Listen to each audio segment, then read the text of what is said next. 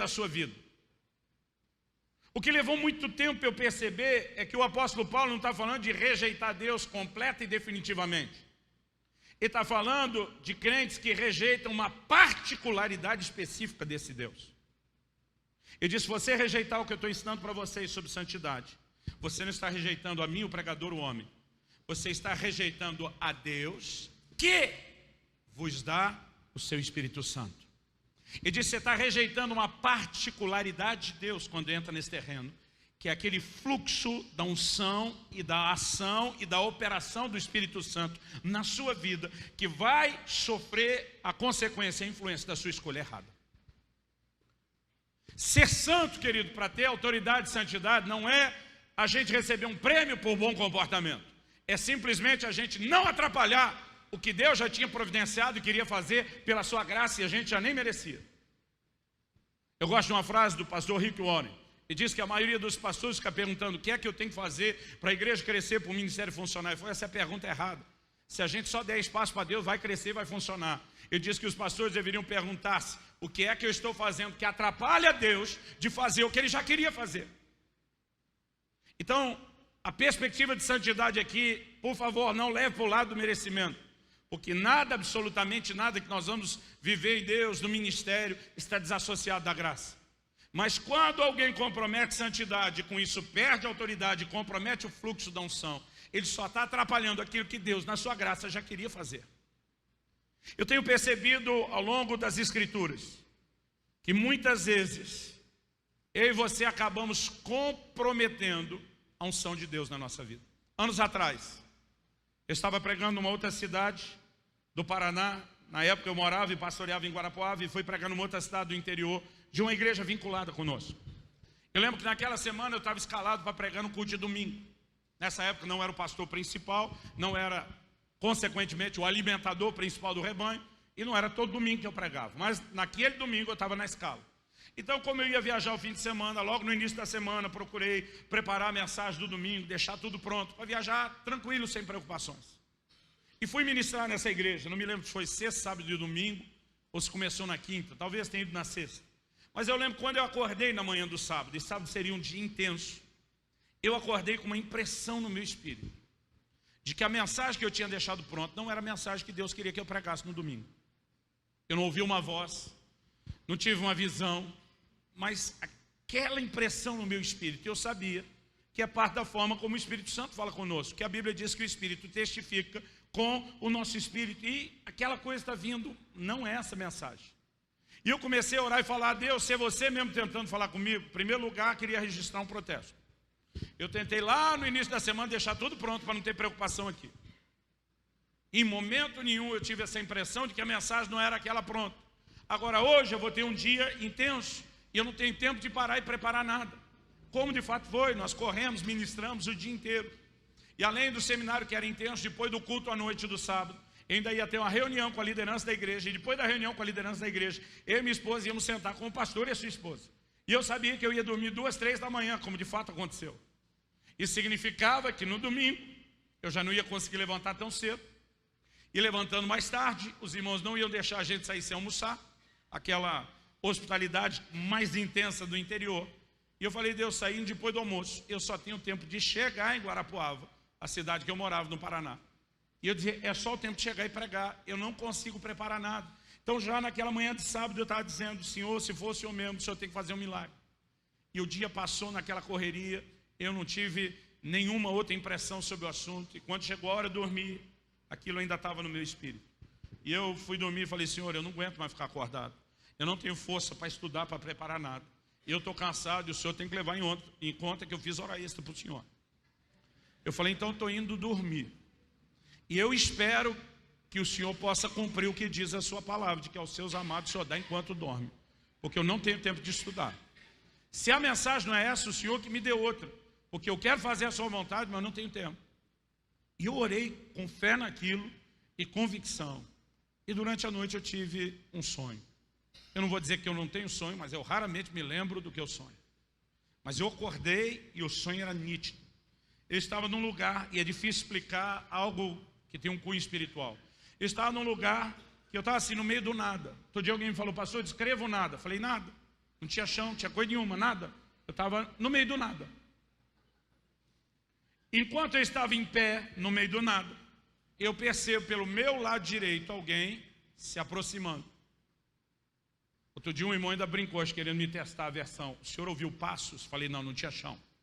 Eu sabia que alguém estava se aproximando, eu não sei te explicar como eu sabia, mas eu sabia. Sabia que vinha pelo meu lado direito, atrás de mim, e parou a uns 2 a 3 metros atrás de mim, meio que para o lado direito. Essa pessoa, quando parou atrás de mim, eu fiquei com a curiosidade de virar e olhar no sonho, para ver quem era, mas eu sentia que eu não tinha permissão de virar e encarar. Mas aquela pessoa que chegou no sonho, ela falou comigo. E eu não sei quem é a pessoa, se ela era só virtual do sonho, se era um anjo de Deus, mas essa pessoa falou, a impressão que você tem no seu espírito, que a mensagem que estava pronta não é a mensagem desse domingo, é correta. É o testemunho do Espírito Santo, é uma mensagem de Deus para você. Na hora que ele falou isso, eu falei, bom, isso eu já suspeitava. O que eu preciso saber não é que essa não é a mensagem.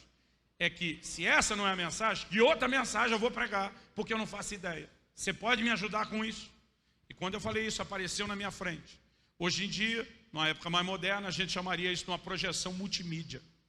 Na época, era a bendita tecnologia do retroprojetor. Quantos são da época do retroprojetor? Apareceu na minha frente um versículo que eu quero que você leia comigo. Eclesiastes capítulo 10, versículo 1. Irmão, pensa no desespero que me deu quando eu li o versículo, porque eu não entendi foi nada. O texto diz assim, qual a mosca morta faz unguento do perfumador exalar mau cheiro? Assim é para a sabedoria e a honra um pouco de estultícia. Quando eu li, aquele pensamento inevitável vem na cabeça, lascou tudo. O que é que vai sair daí? E eu falei para a pessoa que estava lá, eu falei, eu não entendi foi nada. Ele me disse, há 2 mensagens no sonho. Uma literal e a outra simbólica, profética. Ele diz, o Senhor quer que você pregue a simbólica, a profética. Eu falei, não estou entendendo nem a literal. E ele me explicou o significado do texto. Ele disse, se fosse falar na linguagem de vocês, dos seus dias, seria justo usar aquele ditado popular que vocês têm. Fulano pode acertar 1000 vezes, mas se errar uma, tem lugar que o ditado é só 100 vezes. Mas em outras palavras, um pouco de coisa ruim pesa mais que muita coisa boa. É isso que o texto está falando. O texto, para dizer que um pouco de estultícia pesa mais que a sabedoria e a honra, um pouco de estultícia, um pouco de coisa ruim, pesa mais que toda sabedoria e honra, muita coisa boa na sua vida. Ele, em vez de dar o que para mim era o ditado que me ajudou a entender, dá para ele um exemplo que é daqueles dias. Ele disse, a mosca morta faz unguento do perfumista exalar mau cheiro. Do que ele estava falando?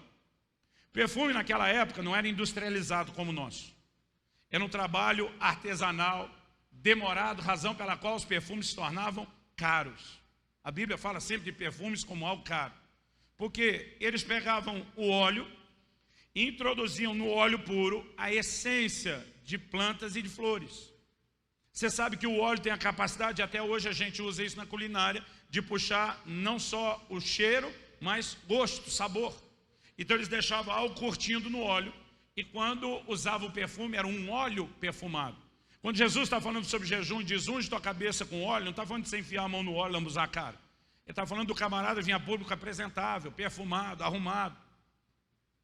Só que o que ele está dizendo, se a mosca morta e a pessoa no sonho me explicava, não pense na sua mosca doméstica. Algo mudou na minha cabeça, pensei na varejeira e disse, esse não seria o melhor exemplo. Ele diz, tentando usar o que é seu para explicar o que você não conheceu, pense, e lá onde eu me criei, no interior de São Paulo, a gente chamava de Maria Fedida. Em cada lugar do Brasil o nome muda, chama fede-fede, percevejo. Como que é o nome daquele inseto que fede quando morre? Percevejo aqui? Então a voz dizia, pense nisso para tentar entender. Um inseto que quando morre exala um terrível odor. Ele diz que moscas mortas no unguento, ainda que seja a minoria, elas têm o poder de abafar e anular a grande maioria do perfume. Porque um pouco de coisa ruim pesa mais que muita coisa boa. Fulano pode ter vivido uma vida assim, cheia de honra, uma bobagem que faz no fim, é pelo que ele vai ser lembrado. Mas isso é a mensagem literal. Ele me diz o seguinte, a mensagem simbólica, profética é a seguinte: o óleo é uma figura da unção do Espírito Santo. O bom perfume fala do bom testemunho, e ele cita, segundo aos Coríntios 2, que Deus por meio de Cristo, que Cristo por meio de nós manifesta o bom perfume, ou Deus manifesta por meio de nós o bom perfume de Cristo. Mas ele diz, as moscas são símbolo de impureza. Isso ele não me falou no sonho, é minha percepção hoje. Eu penso que não é à toa que Satanás é chamado na Bíblia de Beuzebu, que significa Senhor das moscas. Ele diz, a mosca é um símbolo de impureza. Ela está associada ao lixo, a um corpo em decomposição. E basicamente o que ele estava me dizendo naquele dia, a chave da mensagem que Deus quer que você pregue em cima desse versículo, depende da sua resposta à pergunta que eu vou te fazer. E a pergunta que ele me fez foi, por que as moscas caíram no óleo? E a minha resposta foi honesta, sincera, eu disse, eu sei lá. Eu falei, o texto só está dizendo que caiu, não diz por que caiu. Mas ele me diz, é uma questão de lógica. Ele diz, as moscas só caíram no unguento porque ele estava descoberto, destampado, desprotegido. Irmão, pensa num negócio que valia muito dinheiro na época. Quem que mantém um pote de perfume? E hoje muitos de nós, no contexto da cidade grande, esquecemos o que é lidar com o contexto dos insetos. Você começa um pouquinho para fora da cidade para achar que você já lida com volume de inseto muito maior. Quem tem uma coisa dessa valiosa, preciosa, que pode ser comprometido e deixa esse negócio aberto e destampado? É só alguém que ou podemos classificar isso de um acidente, descuidou, ou alguém que deliberadamente está sendo negligente e dizendo, eu não dou valor a isso. E naquela hora ele falou comigo, o foco da mensagem que você deve pregar nessa celebração do domingo é uma advertência de Deus para que a igreja não brinque com a unção. O Senhor me disse naquele dia, o que falta para a igreja hoje não é unção. O que falta para a unção de vocês é eficácia, porque vocês não protegem a unção que foi dada a vocês.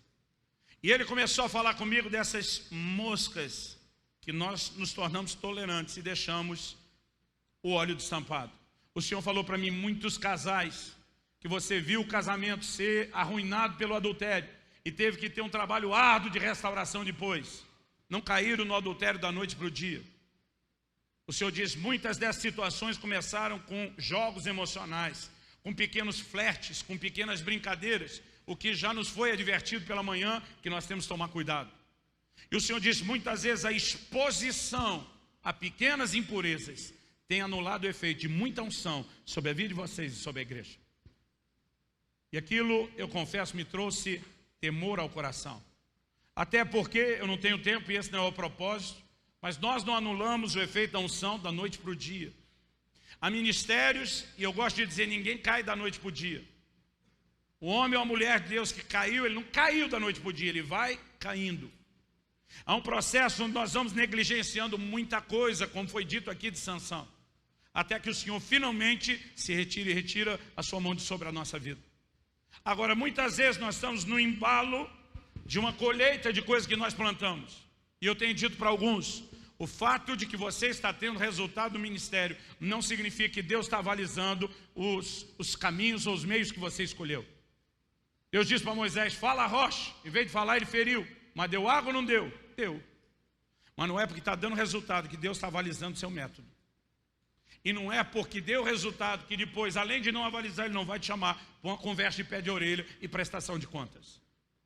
Mas nós precisamos entender que nós não devemos brincar com a unção. Cantares 2:5 fala das raposinhas que destroem as vinhas. Eu creio que muito do problema que nós acabamos gerando nas nossas vidas tem a ver com o descuido, não com aquilo que parece ser as grandes coisas, mas com o relapso com as pequenas coisas. Eu ouço testemunho de muita gente que o casamento terminou. E quando você vai conversar, normalmente não é uma grande coisa que destruiu. É uma soma de muitas pequenas negligências. E naquela noite, o Senhor falou algo ao meu coração que eu quero compartilhar aqui. Durante aquele sonho, aquela pessoa falou comigo e disse, e quando você pregar sobre o tema amanhã, conte aquela história, daquele episódio tal que aconteceu com você e seu primo. E eu vou contar a história, porque se você não lembrar a mensagem toda, pelo menos você vai lembrar a história.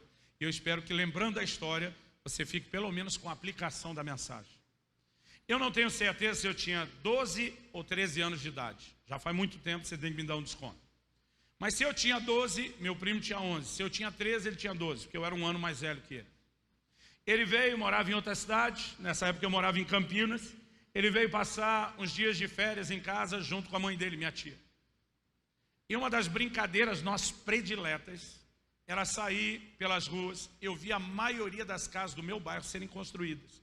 Quando eu mudei, tinha muito terreno baldio, e ao longo dos anos nós fomos vendo a maioria dos terrenos das casas serem construídas. E uma das nossas brincadeiras prediletas era achar as construções, as casas em construção para brincar lá.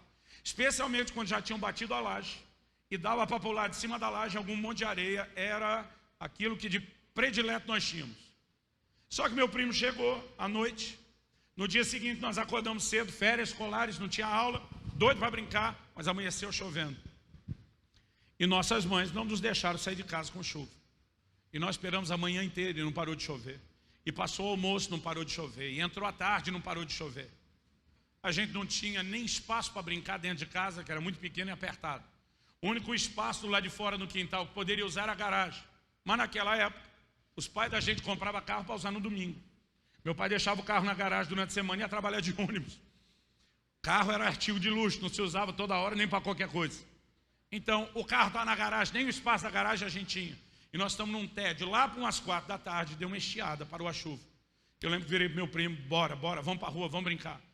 Meu primo, vou me arrumar ali e já volto. Daqui a pouco ele volta. Isso foi há muito tempo atrás, então você tem que ter pelo menos a minha idade para saber do que eu vou falar. Mas meu primo vem, usando no pé um tênis zerado, ele ia estrear a primeira vez. Quem lembra do Bamba? Ok. Ele vem com o Bamba era uma imitação mais barata do All Star, né? Quem não tinha, aliás, o All Star era para alta classe social, o Bamba era para a classe média, que era meu primo. Eu era da turma que andava de quichute. Vocês lembram do quichute? Aliás, quichute para minha turma, quem tinha já era meio burguês, né? Era um negócio assim. Meu primo sai com um Bamba, que eu olhei cano alto, uma corzinha creme, uau, quando eu vi ele de Bamba, fiquei impressionado. Mas quando nós estamos saindo, minha tia que viu ele saindo, diz: ei, onde você vai com esse tênis? Vou brincar. Ela falou: não, tênis novo? Isso é para sair, lembra? É para sair, era assim que falava, pelo menos lá no Sudeste. Aí ele disse: mas eu vou sair. Ela falou: você sabe que não é esse sair. É sair quando nós for num lugar sério, decente, importante, que você tem que arrumar. Falou: mãe, o tênis é novo, eu nem estreiei ainda, deixa pelo menos eu estrear. Aí a minha tia falou para ele: eu sei onde é que vocês vão andar.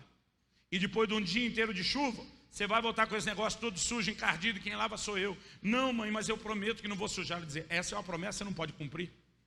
Porque você nunca honra isso. Não, mas eu vou. E começou uma discussão. Gente, na minha cabeça, deve ter levado pelo menos uns 20 minutos. Pode ser que a ansiedade do menino que esperou o dia inteiro esteja aumentando. Mas aquela discussão não tinha fim. Eu vou, minha tia dizia: não vai, eu vou, não vai, ficar naquela. Eu falei: cara, vai chover de novo, nós não saímos ainda. Troca esse, não, eu vou, não vai. Eu falei: mãe, se eu voltar com uma sujeirinha, só pode me dar a maior surra da minha vida. Ela disse: pois agora vai, só para eu te dar a surra no final. E minha tia era brava. Então meu primo, quando saiu, pensa num cara que estava todo cheio de cuidado. Ele andava no meio da rua, porque o asfalto tem aquela inclinação, é meio abauroado, né? Existe esse negócio que eu falei, abauroado, de onde saiu isso agora? Você viu um flashback de algum momento de cultura, né? E as poças d'água ficavam mais para o lado da guia, da sarjeta. Então ele está andando, cuidando com o carro, andando no meio do asfalto com cuidado. Mas a gente foi andando, saímos do nosso bairro, entramos em outro, saímos do outro, entramos em outro ainda, demos uma volta, daqui a pouco estamos em outro. E nesse outro eu não costumava ir muito. Quando nós estamos passando nesse terceiro bairro, a gente viu uma casa em construção, já estavam cobrindo com o telhado. Falei: cara, você nunca me falou dessa construção? Eu falei: nem eu sabia dela. Os caras já estão terminando. Eu falei: pois é, eu nem vi esse negócio acontecer. Ele disse: vamos entrar. Eu falei: não vamos não. Não, vamos dar uma olhada. Eu falei: o Bamba. E daí a gente entra com cuidado. Eu falei: você vai entrar por onde? Gente, era um terreno assim de uns 10 metros. Acho que daria daqui na parede, onde as cadeiras estão encostadas ali. Não devia ser muito mais do que isso. Como que estava a disposição da entrada da construção? A gente olhando para a rua. Do meu lado direito tinha uma pilha de tijolo, que depois do dia inteiro chovendo, aquele negócio corria água vermelha na pilha de tijolo. Do lado tinha um monte, eu não me lembro mais se era de areia ou de terra. De um lado era areia, do outro era terra. Eu posso estar só trocando a terra e a areia. Do lado de lá tinha uma pilha de brita, de pedra de construção. E se lá era a terra, que era areia, e se lá era areia, que era terra. Entre essas duas pilhas dos dois lados tinha uma poça d'água gigante, que pegava o resto. A poça emendava nas pilhas do lado de lá, do lado de cá. Era um pequeno laguinho na frente da casa. Eu lembro que eu falei para ele, você vai entrar por onde? Se você for pelo tijolo, você suja o tênis. Se você for pela brita, você suja o tênis. Se você for pela areia, for pela terra, você suja o tênis. E se você for pela água, suja o tênis. Ele falou, já tem uma ponte em cima da água, que eram essas tábuas de construção. Eu falei, criatura, quando você chegar no meio da ponte, que é essa tábua que está estendida, com o seu peso ela vai descer e você vai molhar. Não, estou calculando, não vai não. Está aí uns dedos, não davam um palmo acima d'água, mesmo que ela baixe com o meu peso, não vai encostar. Pode chegar perto, eu vou devagar. Eu falei, amigo, vamos fazer o seguinte. Cara, o dia já está acabando, não dá para não fazer nada hoje. Amanhã a gente volta. Ele falou, não, eu tenho que entrar ali agora. Eu falei, sua mãe, a cinta, a promessa de te pegar e te dar uma surra que você nunca levou antes. Aí ele falou, não, eu tenho que entrar. Ele falou, você não está ouvindo? Está chamando meu nome. Eu dizia, cara, vamos embora. Ele falou, não, eu vou entrar. Eu falei, não faz isso. Não, eu vou entrar. E lá foi ele. E daí ele entra e vai pisando nessa tábua de construção com muito cuidado. Ele vai andando jeitosamente. A tábua começa a ranger. Quando ele vai chegando perto do meio, ela começa a ir afundando. Mas ele vai com muito cuidadinho. Ela chega perto da água, mas mal encosta. E ele, com cuidado, passou e entrou do outro lado. Quando ele entrou, falou, vamos. Falei, eu não vou. Ele falou, mas você pode sujar o tênis. Sua mãe não vai te bater. Falei, irmão, não vou ser cúmplice da sua burrice. Faz o que você queria fazer e eu vou te esperar aqui para você sair logo. Ele falou, não, eu acho que você não está entendendo que eu sou invencível. Ele me disse. Eu acho que eu passei com muito cuidado. Eu vou voltar agora andando normal. Eu falei, criatura, você já está aí. Faz o que você tem que fazer, não precisa sujar. Não, não vou sujar. E aí ele volta agora pela mesma tábua, só que dessa vez ele vem andando rápido. A tábua começa a balançar e balançando, começa a bater na água, mas bate só a parte de baixo. Ele atravessa, sai do outro lado sem nada. Eu já estou começando a achar que ele é invencível. Eu falei, cara, desnecessário você brincar com isso, vamos embora. Ele falou, não, só passei para você ver. Agora eu vou voltar correndo. Minha vontade era dizer, sua anta, não faça isso. Não, eu sou invencível. E olhe, e lá sai, o perdão da palavra, a anta do meu primo, naquele momento correndo. E ele passou correndo, batendo os pés na tábua, e lógico que a tábua batia na água. Irmão, não me pergunte como, porque aquela água, por causa do tijolo, as outras coisas, estavam assim bem vermelhas.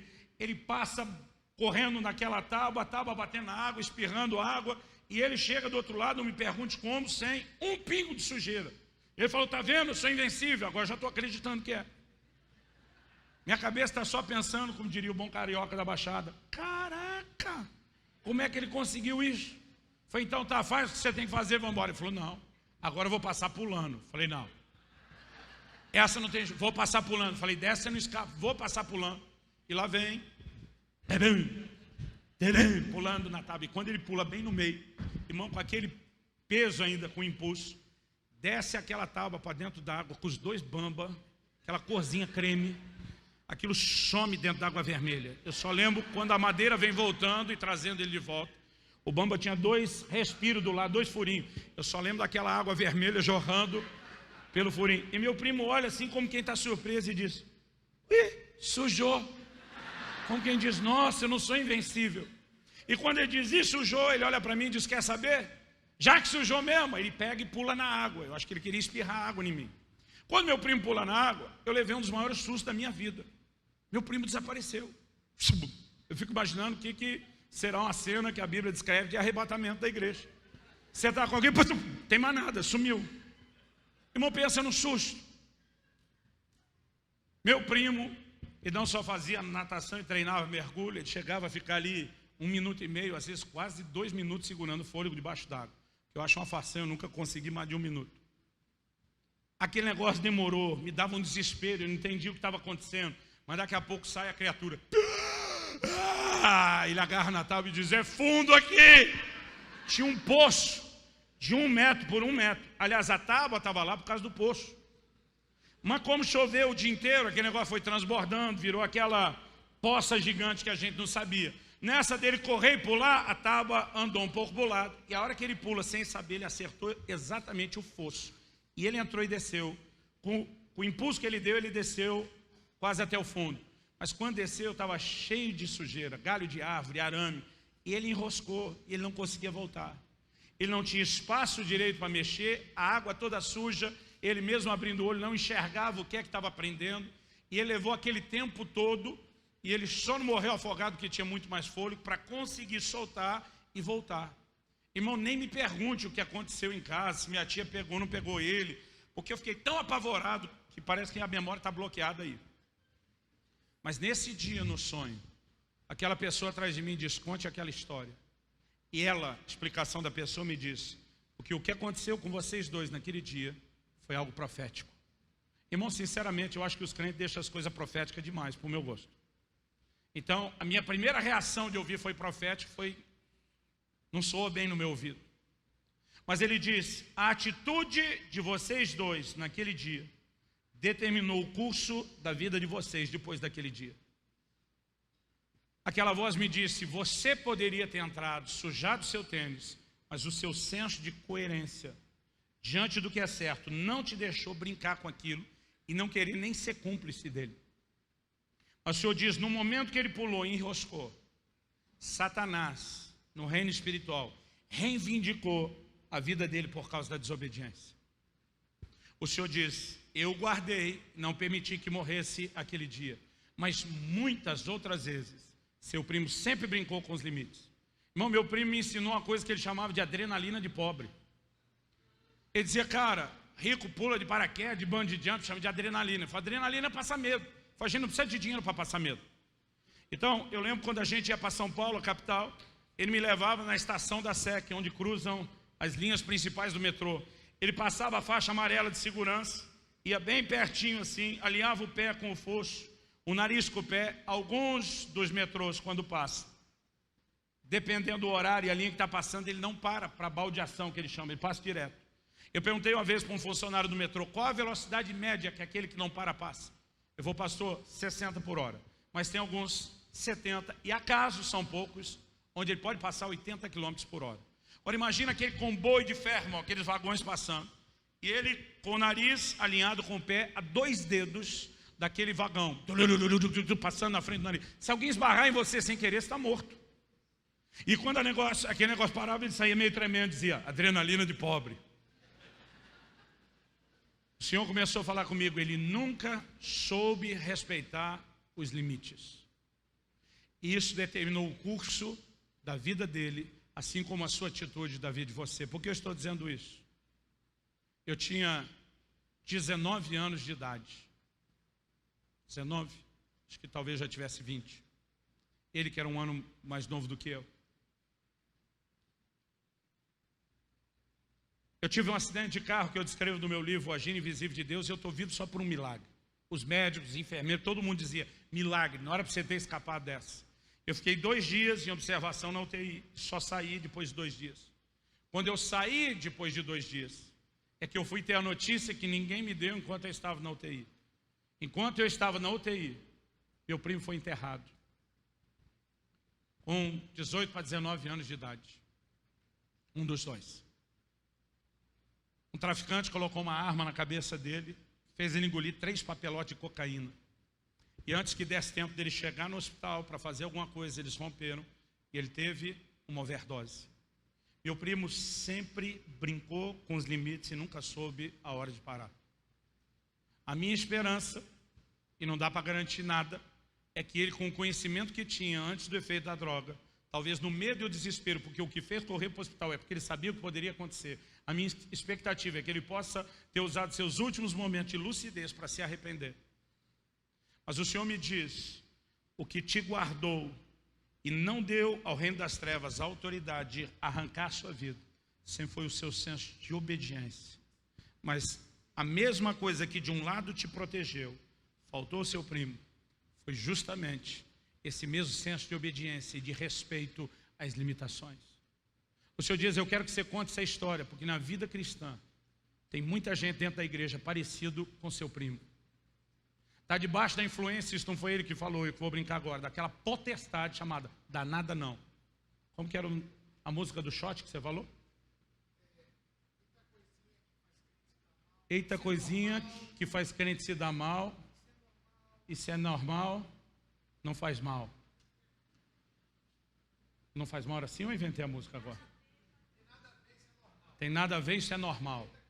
O Senhor me disse, muita gente debaixo do seu pastoreamento, por rebanho a quem eu quero que você pregue, está que nem seu primo.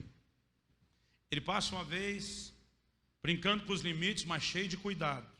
Há uma certa preocupação, mas quando ele vê que se safou, de alguma forma, ele agora ganha um pouquinho de confiança para brincar um pouquinho mais. Irmão, essa é a história de Sansão. Aí dessa vez ele já não volta com tanto cuidado, ele já passa um pouco mais relapso, porque ele está mais confiante. E não dá nada.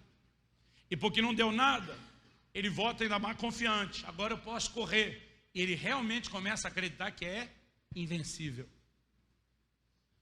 Irmão, deixa eu te dizer, o problema de muita gente é que ele confunde a longanimidade com impunidade. São duas coisas completamente diferentes.